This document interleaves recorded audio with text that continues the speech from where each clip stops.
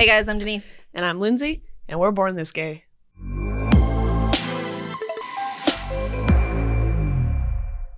Welcome to our podcast. This is Born This Gay podcast, the LGBT channel for everybody. Yeah, we do a little bit of this, a little bit of that. We talk about everything in between as well, so. Yeah. And this week, guys, we have Trans Remembrance Day coming up. So in honor of Trans Remembrance Day, we wanted to share some coming out stories. Yeah, we did a couple episodes back. We did coming out stories just as a whole for the LGBTQ plus community. But we wanted to specifically, that's a hard word. We wanted to specifically highlight some of these trans coming out stories just in remembrance of today. Yes, hell yeah. Oh, yeah. So first things first, though, I'll give you a little bit of an update, guys. The election, it happened. It passed. We're done. We're good. Done and over. You are no longer getting spam text messages on your phone. Yes, that is nice. And you know what's funny is I'm not even registered to vote. And you still get them? I've never, ever once registered to vote. So when I get them, they're not addressed to me. They're either addressed to my dad or to my sister or to my mom. And I'm like, I'm not these people. How did y'all get my number? Yeah. I'm gonna laugh when one of your family members started jotting down your phone for something. Right. You know what I think it is? We're all on a family plan. So that's one person, if registers, they're like, oh, whole account, send them. It's crazy to me, especially in Texas, because we're in Texas. We like our privacy and shit. Yeah. That we allow our data to be collected of the who's registered to vote or who who is voting for what because now that I've aligned with a certain party, now it's those parties so they know which party I align with, and they send me those. See, because I haven't aligned to a party, so I get them from both sides. Yeah, I get them from both sides. That's good. Yeah.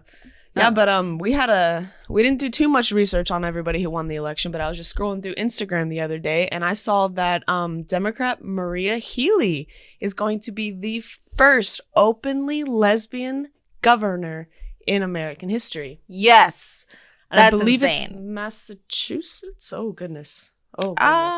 Shit. I don't remember. You sent me the photo. Fuck. Real quick. Damn it. I had it so good, and I just didn't put that on there. Massachusetts. Yep. Okay. So Massachusetts was not only the first to legalize gay marriage, but now they're the first to have a lesbian governor. Ooh, okay. So I might have to see what Massachusetts is about. We're gonna have to do a trip. We just might have to. Yeah. But like we said, we didn't do much research on the just every government and states wise. So if you guys want, comment down below results of your elections, and if you guys have any members of the LGBTQ plus community that happen to win any seat in your local government, we'd love to hear about it. Yeah. Deep dive. Okay, and then guys, so today's episode is Trans Remembrance Day. I'm hoping to have this posted around that time. So for those of you who don't know why we even celebrate Trans Remembrance Day or why it's a holiday in general, it was actually created in 1999 by a activist named Gwendolyn Smith. She started the Day of Transgender Remembrance to bring light to the victims of hate crimes against the trans community. Now, these hate crimes were some pretty vicious murders. We covered it in last episode, and they were really brutal. But the main victims of the murders that inspired Trans Remembrance Day was Rita Hester and Brandon Tina. Brandon Tina was a trans male who was, I believe, brutally murdered. And then following probably a couple years later, it was Rita Hester, again, brutally murdered. That one, I went into a deep dive just to kind of get some information while I was editing last time. If you are a true crime person, I highly, highly recommend the story of Rita Hester. It is horrible. It is horrible, horrible, horrible. There was a bloody sandal. She was brutally murdered in her apartment, and then unfortunately, because her family couldn't afford to have the police clean up the crime scene, right? Or no, her family couldn't afford to, because the police don't clean up a crime scene, right? Really? I didn't know. Yeah, police. Wow. If you get murdered, the police are not going to clean up your crime scene. They will give you the number to a specialist who will do it. But you have to pay them thousands of dollars. Holy cow, the things you don't know. Yeah. So her family couldn't afford that. So her siblings had to go, her siblings and best friend had to go into the apartment and clean it up. That is awful. It was awful. There needs to be some kind of a program set in to help the families of murder victims. That's insane. Just sanitize their place. Like, I can't imagine. Yeah. I cannot imagine. I could not clean up my siblings' blood off of the wall. There's no way in hell. Yeah. Like, yeah. Couldn't do it. So the Hesters, I'm sorry.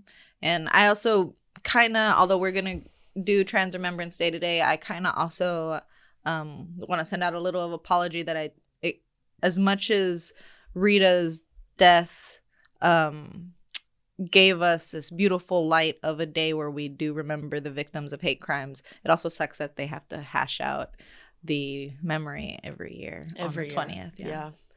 Yeah. You know, there's just two sides to everything. Yeah. Dark and light. Light. I mean, but in the long run, I mean, this might just be my opinion. I haven't had anyone who was a victim of a horrible crime close to me. But it's better than being forgotten. I agree. Yeah, completely. Like, and we especially in the true crime community, like I feel like we kind of like put the murderers and these serial killers on like a high pedestal, and like we look at them like celebrities, and like we forget about all the people whose lives were taken from them to make them that famous of a name. I wish it was reversed. I wish instead, because my favorite true crime podcasts actually highlight the victims and then obviously talk shit about the killer. Yeah. And to me, that's my favorite way to do it is you highlight the victim and you make it's the victim story. It's not the killer story. And and the killer is just a piece of shit. But I do actually follow a lot of channels that will title their videos the victim's name story. Yes, that's what I prefer. Yeah. Those are the ones that I seek out after because it's their story. Like they're the ones who that's the name you need to remember, not not the person who did the awful thing. Exactly. Right.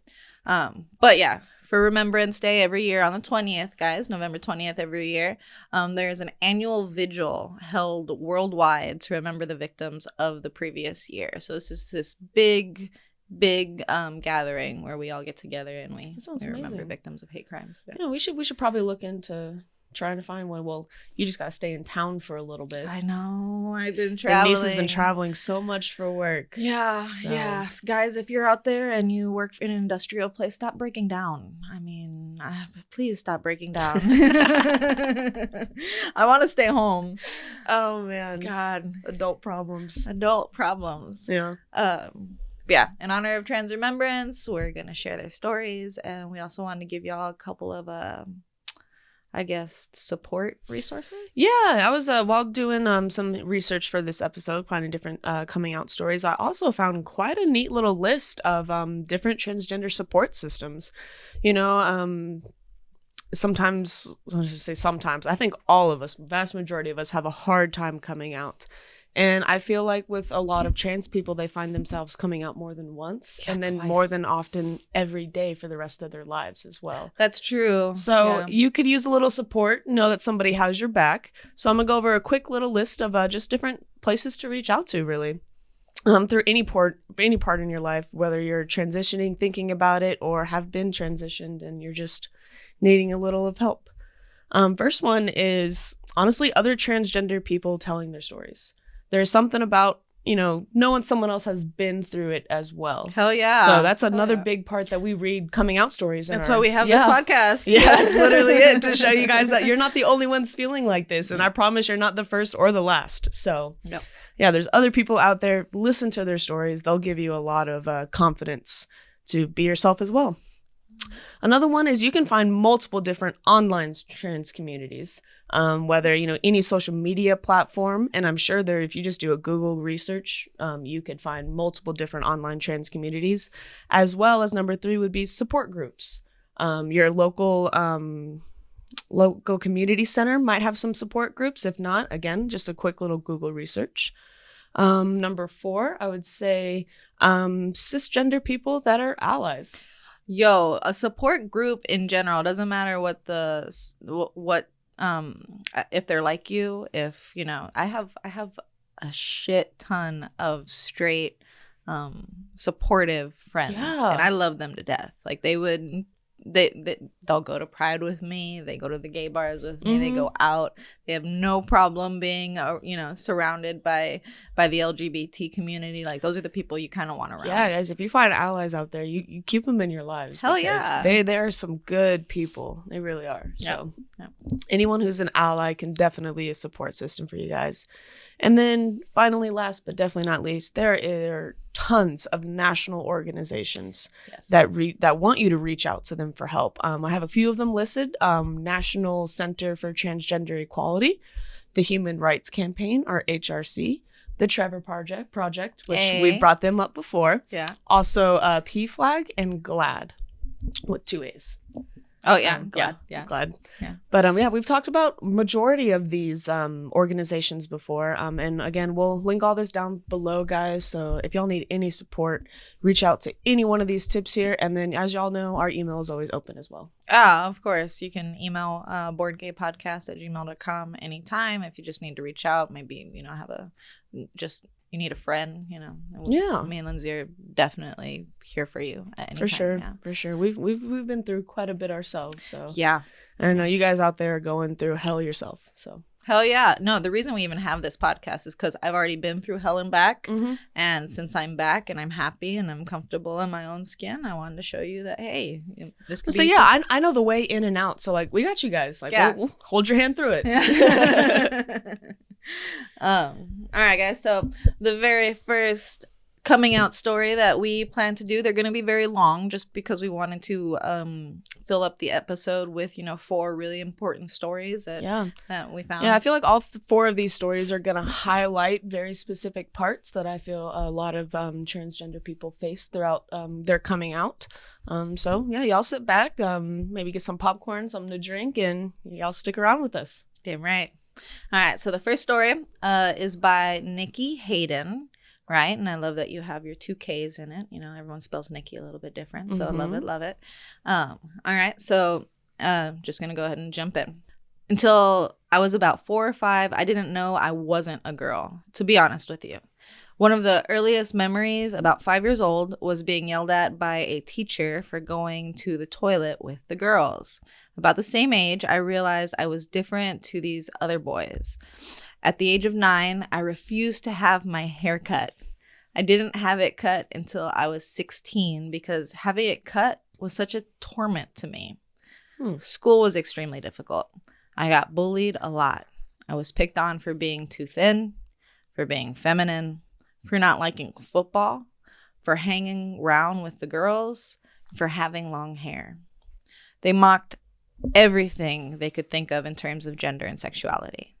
I learned what trans meant through YouTube. I knew how I felt, but I didn't know there was a term for it. I was basically just trying to Google what I felt.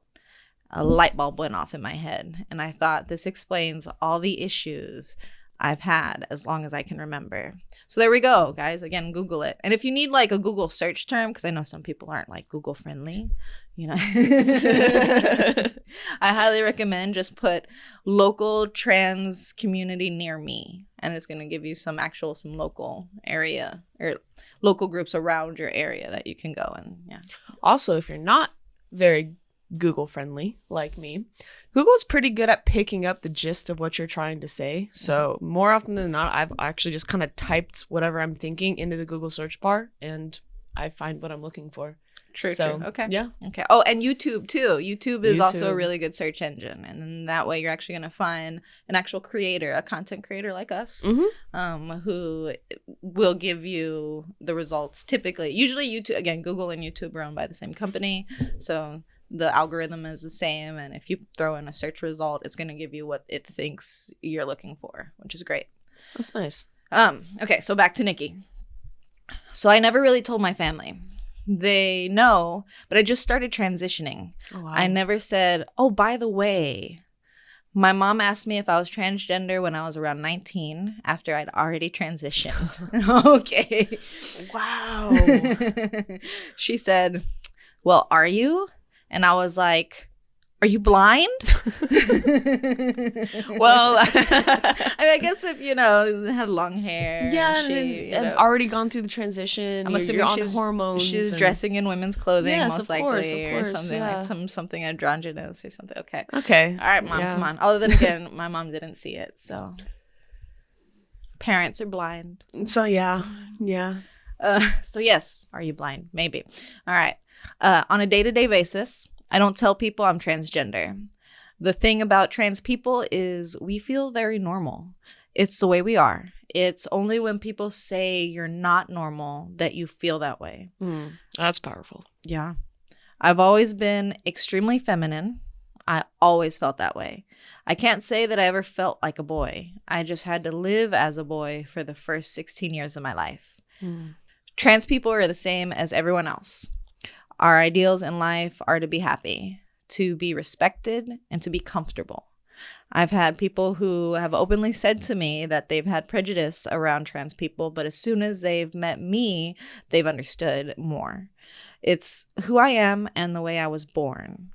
There's no real difference between myself and people who are cisgender. And in parentheses, she says non-transgender. Yeah. So, all right, Nikki. I liked it. That was a good story. Yeah. I appreciate it. I was very, very empowering. Yeah, no, I love just the fact that, again, just driving down this point, transgender people feel like they're in the wrong body. She didn't know she wasn't a girl for most of her adolescence. Yeah, that's crazy. That's just gender is the construct of your mind. Yeah. And I can't imagine like a haircut making it to where you, other than, again, I can kind of imagine, because that's how I felt with clothing. Like I absolutely hated wearing women's clothing, and every time I was in women's clothing, I never felt like me.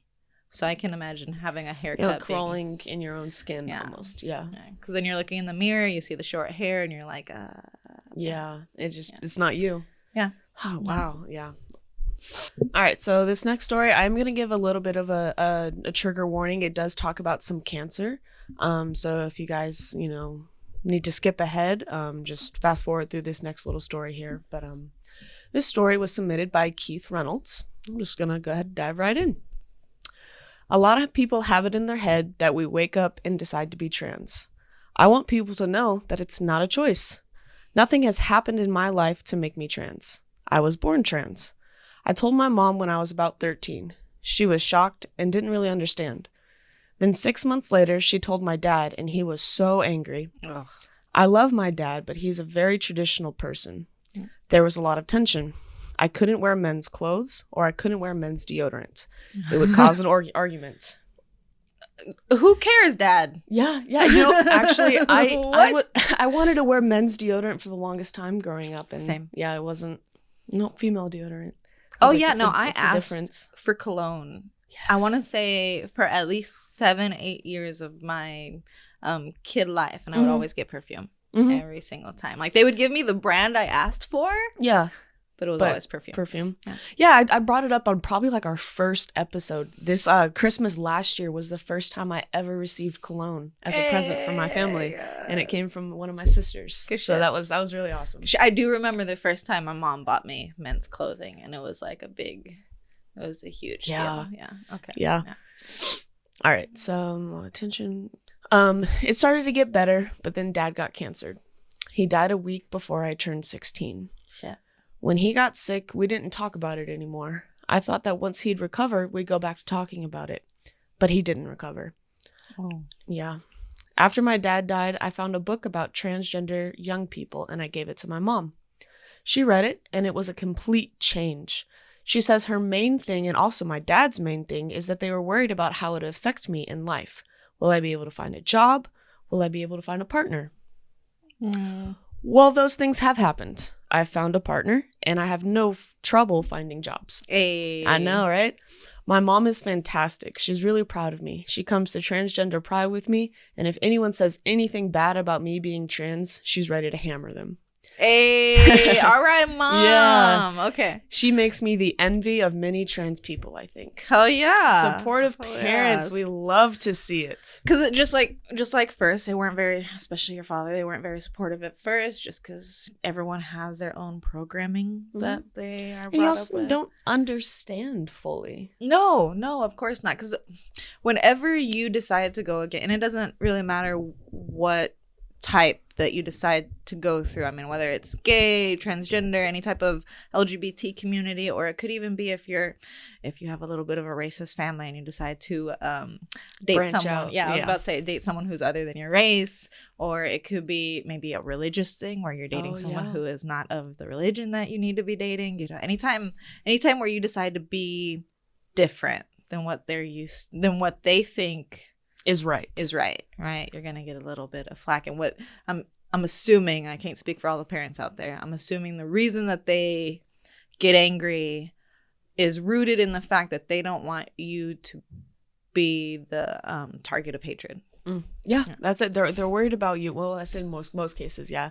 They're worried about you, and they just want nothing but good for you in your life. And what's an easier life than just following everything by the book? Being normal. How boring is that? How boring is that? That sounds awful. I don't want to live for 80 years being normal. See, one of my favorite quotes, as I do a lot of self-help podcasts and books and things like that. One of my favorite quotes that everyone loves, unless you're going into like an odd social construct, I don't know, an odd social group. Everyone uses this quote where it's, you can't be above average and still act normal. Like you have to, in order to be above average, in order to be great, you have to can't settle for normal, right? So, however, when it comes to like something that people don't understand, they're like, well, why can't you just be normal? I think when it comes to more like personal life or your love life, that's really like, but if it has to do with money or a career, like, yeah, we're fine with you being outside of the norm for that. Thank you. Yeah. But happiness isn't as valued as money these days. All right. So going on, continuing with Key's story here. I really like to highlight his story here because he talks about just the family transition in the first half. The second half has to do with a lot of his medical struggles that he's faced. And then this story does come from Australia, I believe. So I don't recognize the clinic he's talking about, but maybe some of y'all do. Okay. All right. So continued. I was referred to Travis Stock, the Clinic for Children and Adolescents, in May 2014. You're not allowed testosterone until you've been on hormone blockers for a year at Travis Stock. I was 16 at my first appointment and had already gone through puberty, and I knew by the time I had done a year on blockers, I'd be picked up by the adult clinics. I decided not to go on hormone blockers because it really wouldn't do much for me. I was referred to an adult clinic in May of 2015, so a year later. I still hadn't had an appointment, which means I haven't had any medical intervention in 3 years. I'm desperate for hormones and surgery. My dysphoria makes me feel like I'm embarrassed for people to look at me. In my head, I'm this weird thing that is ugly. I have to wear baggy clothes to hide my hips, and I have to think about how many layers I have to wear to hide my chest. I really understand that the NHS is overstretched because there is a sudden influx of people being referred. I completely understand why, but that doesn't stop the frustrations. Oh, shit. Yeah. Okay, so do we know the age of when they went into, I'm assuming 17 since they were about to be an adult? Probably 17 because they said he was 16 when he went in May of 2014. So okay. 17 in 2015. Okay. And I'm not sure exactly when these stories were posted. So it could be a couple years dated now. So do you know anything about hormone blockers? I'm assuming that you need to take them before you hit puberty. I mean, I don't know much about them, but I think the way that he's describing it kind of made sense because like he had already gone through puberty. So like your hormone blockers would like slowly start to block that makes sense. Your hormones coming through. But if you take them before you start puberty, I think it stunts your puberty. Okay. Yeah, guys, if y'all have any information or maybe an article that we could read. Yeah, because you see, we're still learning ourselves about this. Link it down below in a comment. That would be great. Because I am curious. Because I believe hormone blockers is the treatment that is banned here in Texas right now, right? For adolescents. I wouldn't doubt it. Yeah. It doesn't surprise me, unfortunately. Lindsay's disdain for Texas laws. I don't like Texas. We love Texas. The home, the laws. They're not for us. No. Yeah. Massachusetts is sounding more like my place. See, I'm a Pacific Northwest girl, I think. I'm not sure. Y'all are just expensive for me, so you gotta wait till a little steep. Yeah. But yeah. Oh man, I can't. I'm a little heavier than I like to be, so I understand looking in the mirror and not, being happy with what you see, right? But my weight is something I can definitely change, if I had discipline. If I, laid down the cookies. Oh, cookies. But I can't imagine being uncomfortable with your, not being able to change the figure of your body. Yeah. Like the wide hips is something that's very distinctive for a female. Does testosterone change your bone structure? I don't know. I've always wondered that. Because I know it changes your DNA. It does. Yeah, it does. I remember if I remember, I will link it down below, guys. There is a Middle Ground, another YouTube channel called Jubilee. I highly, highly recommend them. I love their work. They have a series called Middle Ground. And what Middle Ground is basically they take two opposing sides. They bring representatives from each side together. They ask them very probing, provoking questions, right? They let both of them answer. And then the point of the show is for them to find kind of a middle ground. Okay. Right? Sometimes the middle ground doesn't happen. But for the most part, they agree to disagree. Yeah. Most cases. They have respect for each other, usually by the end of the episode, which is amazing. The episode that I watched that really shed a lot of light on trans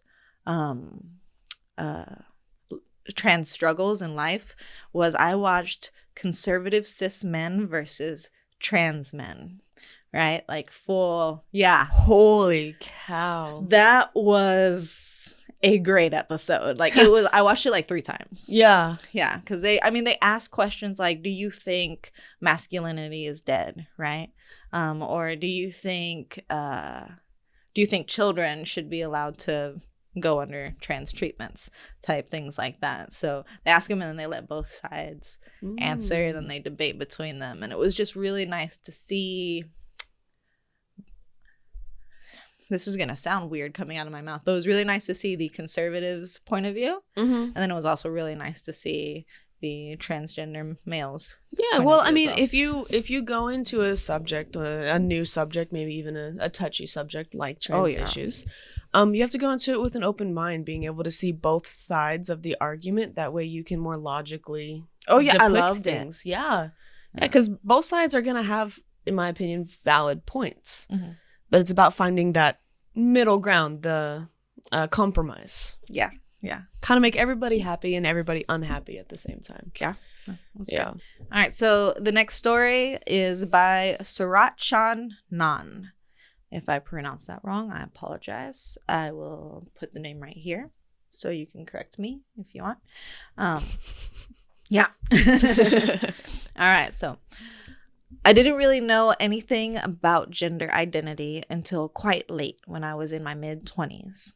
I also came from a secular Jewish family, so I didn't know much about what it means to be Jewish either. What's secular? Secular is like modern, right? You're asking me a dictionary question. English, worst subject over here. That's Nothing a about religious term, though, right? I've heard that when it comes to the Amish, too. They're like, we wear secular clothing, we're not allowed to wear secular clothing, or we're not allowed to listen to secular music. Is that like modern stuff? Like non-traditional? I have no idea. Okay. Definition of secular right here. Don't know what secular. If you're just listening to audio at home, we will find out what secular means and put it in the description. Sorry, guys. All right. So back to secular Jewish family. So I didn't know. Okay. I identify as non-binary, transmasculine. Oh, I haven't heard that terms before. Being trans and Jewish seemed a complete oxymoron. Interesting. I thought it can't be. I have to decide between them. But I had this wonderful community here to give me all that space and time to come out. I feel very blessed that everyone, including family and friends, have been extremely supportive throughout. I haven't had to go through what many trans people have to go through. Years ago, when I came out, I went to the Wall, which is the Western Wall in Jerusalem. There are 3 sections: the male section, the female section, and an ungendered section. Oh, wow. Well, that's kind of like an ancient wall? That's interesting. The Wall of Jerusalem. Huh. Jerusalem is actually a place I really want to go to. I mean, I'm not Jewish by any means, but it's just there's so much architecture, history. Yes, yes. Okay, so now I would probably go to the ungendered section, but it was my first time presenting as male in such a holy place, and I went to the male section of the wall. It made me so happy to do that, to go to the part of the wall I wanted to. I was transitioning medically and spiritually, and it was one of the most important moments of my life. Oh, wow. That's really good to hear. You go to whatever section of the wall you want. All right. A Jewish online magazine reported on that, and it sparked off online. Wow. I got really abusive messages. Of course you did. Yeah. Because people don't understand, and they want to throw their own opinions on your life. All right. I thought, these people don't know me. I don't think anyone should be able to tell you who you are and how to live your life. Goddamn right. That's true. Oh, and let me... God darn right, as we're talking about religious stuff. I apologize. As we are talking about religious stuff. Okay. So people shouldn't be able to tell you who you are and how to live your life. Yourself is yourself, even in the religious community. I like that. A lot of people from mainstream trans communities ask me, how can you be a person of faith? Because even your own religion has been so horrible to the LGBT people in general and trans people specifically. Wow. That's true, but it's about what faith means and leaving out what some leaders and institutions... No. I was like, yes. Oh, yeah. Okay. I was excited. I was like, because that's what I say. Okay. But it's about what faith means and leaving out what some leaders and institutions do with it. Oh, yeah, you do say that all the time. I do say that, yes, because your faith is your own thing. I don't care what all these people who say that they run the church. Yeah. Who put you in charge? Thank you. Because the man upstairs that I know doesn't appoint anybody that high like that. And you don't get to tell me what to do. Only he does. So that's my 2 cents. Continue the story. Hey, no, I like it. Yeah, no, faith is supposed to be your relationship with the higher up, right? And nobody else supposed to intervene or do anything. Yeah. Okay. It's your relationship. It's a one-on-one. There's no one else that needs to be involved. Completely agree. Okay. In the media, the focus is often on the pathology and medical transitioning, and that's a big part of it. But there are so many layers of what it means to be trans. It's almost like trans people are one-dimensional. They are just these people who need medical help. I do hope we will change our view on what trans looks like. It's not just something on the outside. It's something that's very deep and spiritual. We are created in the image of God, and I am a part of that as a trans Jew. Wow, that's my favorite story so far. Hey, I love it. Yes. Ah, that was great. That was really good. And you taught me something new because I don't know what this wall is, but it sounds if there's an ungendered section, that's history. I was going to say that's very advanced for a religious area, I would say, for sure. Especially if he said it's a really holy area. So, wow. Yeah. I liked that one. I'm always a sucker for a solid religion story when it's about fighting the man, because the man has nothing to do with religion. So damn right. I like that one. All right, so our last story today, I think I put this one last because it really just kind of like, it's like the icing on a cake for the stories that we've read today, I think. Person who sent this in is Jenny Ann Bishop, and it goes like this. I knew I was trans from about 3 or 4 years old. From a very early age, I thought one day I'll wake up and my body will be like my sister's, and my parents would say, oh, we had a girl, not a boy, as we thought. Now that's a dream. Yeah. Wow. That's, I feel like it's a little sad. How old? I knew I was trans from about 3 or 4 years old at a very age. Oh, I feel that. That's very sad. When I went to university, I learned about transsexuals and that some of them transitioned. I brought this up with my tutors, and they said, people like you don't do that. The fuck? Yeah, they said just get married and it will all go away. What? Yeah, just ignore it. Just get married, have kids, have a family, and it just... And that's why we have so many people who come out at like 60 who did that, who had, kids, had a life. And then 40 years later, they're like, wow, I'm really unhappy. Yes. Yeah. Yes. And then you basically drop everybody. Well, not physically, but you're not phically dropping them to the ground. But you literally just you finally are in terms with yourself, and you want to live your true authentic self, and then you go through this hatred because everybody around you, especially if they haven't seen it, gets confused. Yeah, because I mean, it's easy. In my opinion, it would be easier to kind of change your life around, earlier in your life versus 60 years into your life. Oh, yeah. Like the amount of relationships you've made as this person. And now you're saying, that's rough. Fuck that person. Yeah, that's awful. Don't ever give someone that advice. Holy shit. Okay. All right. Just marry it and go away. I'm sorry. Okay. That was the perceived wisdom then. Oh. They told gay and lesbian people to do the same thing. So I was persuaded that I should just get married. Within 3 or 4 months, I told my ex how I felt, and initially she was very supportive. I used to go to support groups once a week.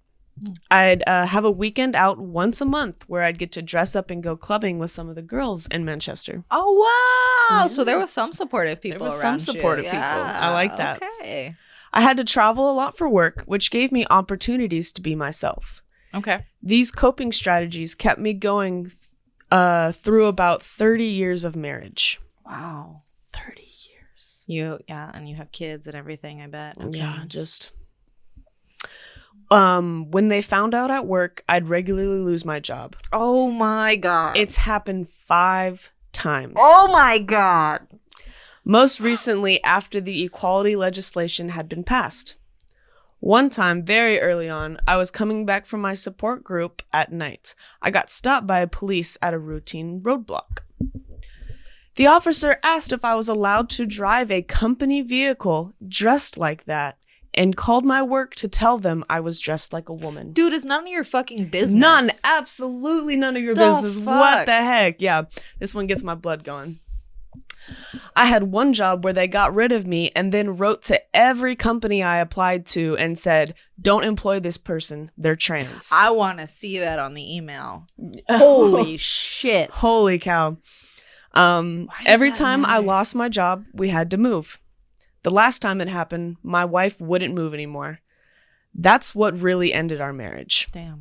When I transitioned full-time in 2007, we had difficulties, like having the car regularly damaged and having the trannies live here painted on the house. Wow. That's awful. When I moved to North Wales to live with my trans partner, Ellen, no one knew me as anyone else, so almost all the abuse stopped. Ellen and I got married in 2011. There's still so much to do, but there have been huge improvements in acceptance. There is much more legislation to support us, particularly in the last few years. That night I got outed by the police officer. I wouldn't have even dared to go to the police station as myself. Now I go in and have lunch with the assistant chief constable or the police and crime commissioner to discuss combating transphobic hate crimes. I love that. All right, Jenny. Man, she went through hell, came back swinging. She said, forget all of y'all. I'm doing something about this. Okay, so I'm going to do a little math. So in 2007 is when they came out and transitioned full time. So that means she went through 30 years of marriage. So she was going through this unfortunate job loss, 5 different fucking jobs that she lost. Probably in what, like the 70s, 80s? Probably 80s, 90s? 90s, I would 80s, say, 90s. probably. Damn, we were very ignorant not too long ago. Not long ago at all. So, yeah. Like that's our parents' lifetime. That's their era. It drives me insane that people butt into other people's business when they're not harming anyone. What was she doing except for driving down the street? The fuck? And you're just gonna call her job and out her like that? What was the point? Like, what did you have going on in your life that you needed to ruin someone else's like that? Same thing with, the company that decided to reach out to all of the other companies and say that, why do you care? Trans. Does trans affect their job? Were they not good at their job? Because obviously they had a job for this long however of a time, long, right? And this is the only reason you decided to fire them. Like, that's... What the fuck? No, but huge round of applause for Annie Bishop for just coming back with the activist support and, not letting her experience with that police officer hinder her in any way. Like, she works with her local police station often to help get some trans crime down. Yeah. So. Yeah. And as much as it sucks that the divorce happened and I gotta kind of give it to it for the wife, especially if it was in the 80s and 90s, how she was in a way somewhat, like, she knew she was dating a trans man. And she let her go out dressed as a woman once a month. Yeah. That's kind of cool. Yeah, it is. Yeah, we don't know necessarily what was going on behind closed doors, but the fact that she was able to kind of get away. And because I know a lot of couples, especially if they're very uberly traditional, if they would have found out that, their partner is trans, immediately, like, no, get out. We have the conversion therapy. What do we have to do? Let's pray the gay away. Pray the gay away type thing. Like, that's, so that's pretty. And I kind of identify a little bit because obviously this is going to be a very oversimplistic way to relate, but I am dating an introvert, right? And I'm very much extroverted, right? So you see, we do the podcast, yeah, and then our introverted significant others are downstairs playing video games. Yes, yeah. They bond and we bond, so it works. It's good. So I feel a little bit kind of like more of myself when I do travel. It sucks being away from my wife. Like, I would rather be home with my wife than traveling most days. But traveling does give me the opportunity to go explore, be in a group. Because I'm one of them weird people that gets more work done when I'm at a bar around people I don't know, and I just feel the vibe, and then I'm just like in my zone. Interesting. Right. Yeah, no, there's too many distractions for me. I'd be like talking to this person, drink, you guys get shot, like, let's do it. Like, so I get a little bit of that out. So it was really cool that you got to, when I could totally see you going out traveling, you packing your dress, everything, and your makeup, and then be like, all right, now I'm gonna go be me, because no one here knows me. No one here knows you. Yeah, that's pretty awesome.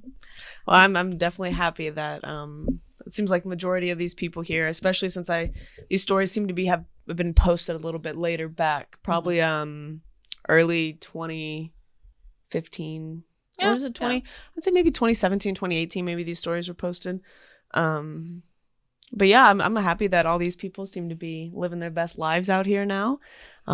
It is Trans Remembrance Day, so if you guys have anyone out there that you want to remember, anyone you want to give a shout out to, or if you're ready to share coming out stories with us, we're ready to take them. And guys, leave them in the comments below. So if you liked what you saw, if you really wanted to help out our channel, do us a really, really nice solid and go ahead and hit that subscribe button. Make the thumbs up turn blue for us. That'd be really good. It really helps out the almighty YouTube algorithm. Yeah, I mean, we've been getting the views lately, so let's see those likes start rolling through. Yeah. So, guys, happy Trans Remembrance Day. Is it something you would say happy? Because we're just remembering, but we're remembering victims. So I don't know if that's happy. Yeah. But still, it's also Trans Visibility Week leads up to it. So yeah. So try to go support some trans-owned businesses. And if you guys like some of the stories you heard here and you want to learn a little bit more about trans history, go back and watch the episode we posted just before this, and we go through a whole timeline. And we learned some stuff, quite a bit of stuff during that episode as well. So y'all stick around for us with that. Yeah, guys. All right, well, with that being said, guys, I hope y'all have a nice week. We'll see y'all next week. So yeah. I'm Denise. I'm Lindsay. We're Born This Gay, and we'll see you guys next time.